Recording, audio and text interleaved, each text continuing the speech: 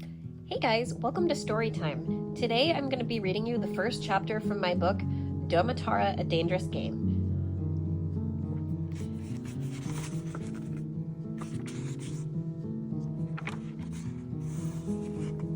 Chapter 1, Anna. The sound of gray stone crunching beneath my well-worn brown boots echoed softly in the crisp air as I made my way down the winding woodland path to work. It was a murky autumn morning, a time when the last of the vibrant red and gold-hued leaves lay like a colorful carpet on the forest floor, while winter's icy fingers began to creep ominously over the landscape. My pack thudded against my legs with each hurried step, the weight of my books and notes a constant reminder of my responsibilities as a teacher.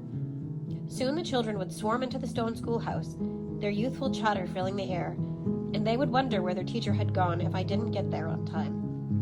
As I pushed open the unlocked back door and entered the dimly lit building, the familiar warmth of the wood stove greeted me. Claire was already tending to the flames, her movements graceful as she stoked the fire to fill the room with comforting heat, a rich aroma of brewing coffee wafting through the air. Claire Lindley, the daughter of a local constable, was a beacon of light in the otherwise gloomy atmosphere of Rosalind. Her father, an illiterate and boorish drunkard, had seized his position with a false sense of authority. Alongside Claire, I taught a diverse group of about 20 children, ranging from the innocent 5-year-olds to the spirited 14-year-olds. As two of the very few literate individuals in this secluded village, we were a rarity, and I cherished not only the bond we shared, but the trust we placed in each other. My mother had passed away during childbirth, leaving me in the care of a succession of governesses, while my father, a busy spice merchant, remained a distant figure in my life. He had ensured I received the finest education his wealth could afford, sending me to a prestigious university in the capital where I earned dual degrees in literature and history. Unfortunately, 2 years after my graduation, tragedy struck when my father succumbed to a fatal encounter with a highwayman. Under Domatarian law, women were denied the right to inherit money, but could inherit land, provided their claim went uncontested. With no male heir in the family, the little wealth my father had left me vanished into the hands of a distant cousin I could hardly recall, while I was left with this quaint cottage. At one point, I had envisioned a future teaching at the university where I had once studied, but with my father's untimely death, those dreams were dashed, forcing me to return to Rosalind and accept a modest teaching post at our school, where the stipend was barely enough to scrape by. "Good morning, Claire. Would you like a coffee?" I called cheerily, my voice breaking the tranquil morning silence. "Aye, I'll take one of those. James kept me up late last night," she replied, her fatigue evident in her wide dark eyes. James, her fiancé, was a man I could not bring myself to trust. Known for his roguish charm and notorious infidelity, he had charmed his way into the hearts of many young women from Rosalind and beyond. I had warned Claire about his reputation before they became involved, but she had chosen to overlook those warnings, perhaps strayed by his striking good looks, long dark hair, piercing green eyes, and perfectly sculpted features. In every way, Claire was the antithesis of James. Where he was egocentric, she was selfless. Where he was arrogant, she was grounded. Her appearance set her apart from our community, a reflection of her mixed heritage. Her mother hailing from the south, bringing with her a rich, deep brown complexion and beautiful curly hair. I often found myself envying her grace and beauty, though some in our village viewed her with suspicion. After downing my steaming mug of coffee as if it were vital for survival, I took my seat at a circular wooden table crowded with 6 boys, all between the ages of 11 and 14. In our village, women were seldom granted an education outside the confines of their homes, and I held on to the hope that one day I could change that.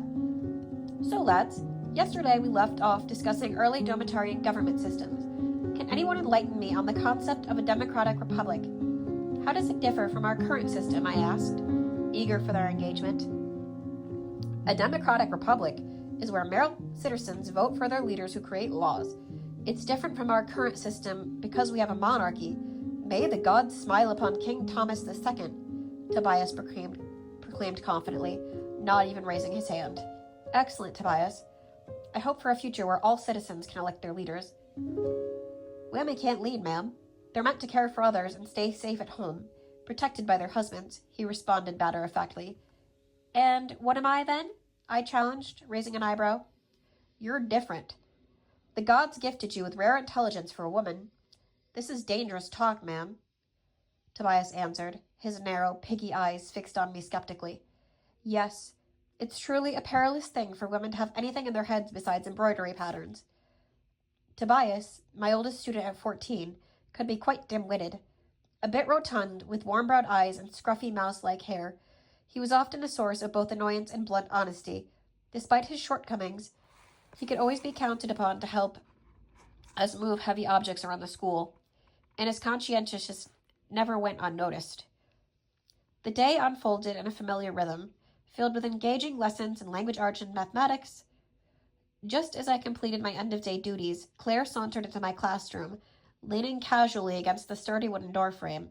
Her exhaustion was palpable, a testament to the relentless energy her young pupils demanded from her. "How was your day?" she inquired, a hint of weariness in her voice that mirrored the lines beneath her eyes. "Oh, the usual. Tobias doesn't think women can lead, apparently," I said with a snicker. "We're not allowed to even try is the problem. Imagine if this world were run by women. There would be no more war, and the laws might make sense. I dream of the day when that happens." We continued our discussion of social change until we reached my cabin on the outskirts of Roslyn, where we exchanged heartfelt farewells. As I stepped inside, I kicked off my muddy boots, leaving them to rest outside. Caked with earth and the remnants of our long walk, the cabin, modest yet cozy, welcomed me with the familiar scent of aged wood and the faint echo of memories.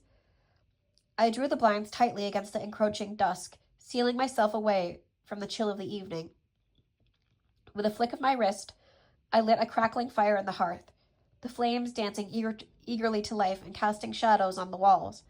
I turned my attention to the pot simmering with yesterday's vegetable beef stew, its savory aroma filling the air. Just as I was about to settle down with a bowl of the steaming stew, a loud, insistent banging shattered the tranquility of my home. Alerted by the urgent noise, I grabbed my dirk from its resting place on the mantel. My father had presented it to me years ago, teaching me not just its use, but the importance of knowing how to defend myself in uncertain times. The dirk, with its 15-inch blade, gleaming under the firelight and a handle of intricately carved bone, felt reassuringly familiar in my hand, one of my most treasured possessions. When I finally opened the door, a young couple stood on my doorstep, their faces etched with anxiety. The woman, her bird-like features framed by a well-tailored but faded green frock, looked both elegant and out of place in her distress. Her onyx hair was pulled back into a tight bun, enhancing the sharpness of her gaze. Beside her, her husband was a mountain of a man, wearing a blacksmith apron that was stained and well-worn, an emblem of his trade. He cradled a small child in his arms, no more than 5 or 6 years old, whose chalky gray face was a haunting sight. The boy's breaths were shallow and frantic, each one a struggle that mirrored the desperation in his parents' eyes. It was clear from their expressions and the sickly hue of the boy's skin that he was battling the lung disease that had ravaged Domatara. So far, Roslyn had been shielded from the plague by the towering mountain peaks that surrounded it, but the sight before me suggested it had finally breached our sanctuary. The sickness was unforgiving, beginning with a relentless cough that would soon evolve into an agonizing battle for breath, the afflicted often succumbing to suffocation before help could ever arrive. In that moment, I understood the gravity of their visit, and my heart sank with the weight of impending despair. "Claire said you could help us. Bring that boy inside." "Thank you." His father held him, and his mother stroked his hair, while I began. I laid my hands on his chest and focused on drawing the illness out into myself. That was the cost of this sort of healing. Magic always had a cost. This magic was the greatest gift and curse that they'd passed on to me, as had been the case in our maternal family line for millennia. In this case, you took on the burden of the illness or injury and then had to release it before you died yourself. My grandmother had passed away when she'd tried to save my mother after she'd given birth to me. She'd taken the hemorrhage into herself and then bled out on the floor after my mother had done so on the bed. According to my father, the whole affair had been the worst day of his life and was the reason why he was seldom home in the years after it happened. Slowly, I felt my breathing become more labored by the moment. But I kept going even though I could scarcely breathe. I almost had it all out of him. When I was sure I'd taken it all, I closed my eyes and then felt the familiar sensation of bile building in my throat. I grabbed the nearest bucket and threw up into it. The family watched as the black bile filled the bucket, and then as the boy's honey-colored eyes opened. His gaze was locked onto mine, and then surprisingly, he began to cry, a sure and vivid sign of life returning. "Thank you, it's a miracle," his mother exclaimed, her voice a mix of joy and disbelief, as she cradled the wailing babe in her arms, feeling the warmth of his small body against her chest. "It's unnatural," the man growled, his tone harsh and laced with suspicion. He scrutinized me, his eyes brimming with a venomous hate that sent a chill coursing through my bones. "Come, Dow, how can we ever repay you?" she urged, her voice softening as she glanced away from her husband's harsh words, the love for her son glowing brightly in her eyes. "Tell no one what you saw," I replied, my voice steady but grave.